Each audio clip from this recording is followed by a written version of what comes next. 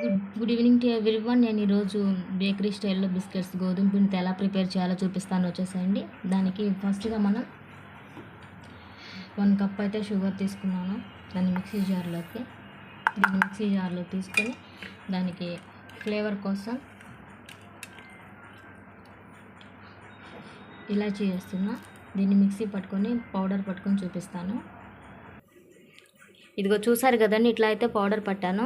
దానిలోకి ఒక 1 స్పూన్ నెయ్యి యాడ్ చేస్తున్నాను. నెయ్యి అని యాడ్ చేసుకోవచ్చు, లేదంటే ఆయిల్ అని యూస్ చేసుకోవచ్చు. ఆయిల్తో చేసినా కూడా టేస్ట్ చాలా బాగుంటుంది. మీరు ఒకసారి అయితే, నేను ఆయిల్తో కూడా చేసి చూపిస్తాను నెక్స్ట్ వీడియో.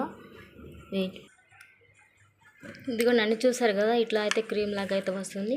దీన్ని వేరే బౌల్లోకి ట్రాన్స్ఫర్ చేస్తున్నాను. ఇదిగో ఇట్లా వస్తుంది. దీన్ని మిక్సీ పట్టుకోవాలి. దీనిలోనే నెయ్యి యాడ్ చేసుకొని, అంటే షుగర్ సిరప్లో ఇలాచి షుగర్ని మిక్సీ పడితే డస్ట్ లాగా వస్తుంది. దానిలో ఇలాచి వేసుకొని కొంచెం నెయ్యి కూడా యాడ్ చేసుకొని ఇట్లా మిక్సీ పడితే ఇట్లా క్రీమ్ లాగా వస్తుంది. దీనికి మనం గోధుమ పిండి, శనగపిండి, ఒక 1 స్పూన్ బొంబాయి రవ్వ యాడ్ చేసుకోవాలి. చూసారు కదండి, ఆ క్రీమ్లోకి 1/2 కప్పు శనగపిండి, 1 కప్పు గోధుమ పిండి యాడ్. ఇదిగోండి చూసారు కదా, 1/2 కప్పు శనగపిండి, 1 కప్పు గోధుమ పిండి,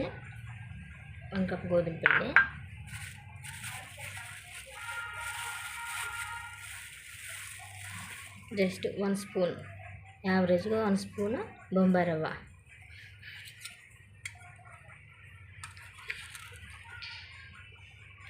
1 స్పూన్ బేకింగ్ సోడా,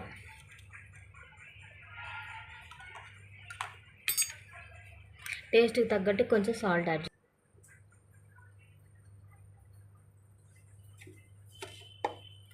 టేస్ట్కి తగ్గట్టు కొంచెం సాల్ట్. ఇది మొత్తం ఎలా మిక్స్ చేసుకోవాలో చూపిస్తానండి.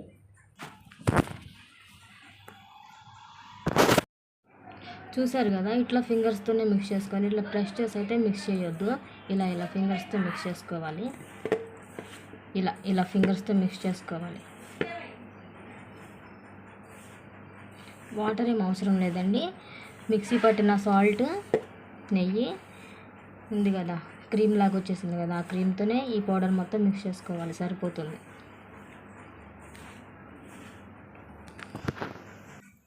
చూసారు కదా, పిండి అయితే ఇలా మిక్స్ చేసుకొని ఒక 10 నిమిషాలు అట్లా పక్కకు పెట్టుకోవాలి. తర్వాత చిన్న చిన్న బాల్స్ చేసుకొని బిస్కెట్స్ ఎలా చేసుకోవాలో చూపిస్తాను. బిస్కెట్స్ చేసే ముందు ప్రీ హీట్ అనేది చేసుకోవాలి. ఒక పెద్ద కడాయి తీసుకొని దాన్ని ప్రీ హీట్ చేసుకొని లోపల ఎలా పెట్టుకోవాలో నేను చూపిస్తాను బేకింగ్ కోసం. ఇదిగో నేను చూసారు కదా, బిస్కెట్స్ అయితే చూసారు కదండి, బిస్కెట్స్ అయితే నేను ఇలా తయారు చేసి పెట్టాను. వీటిని ఎలా కుక్ చేయాలో చూపిస్తాను.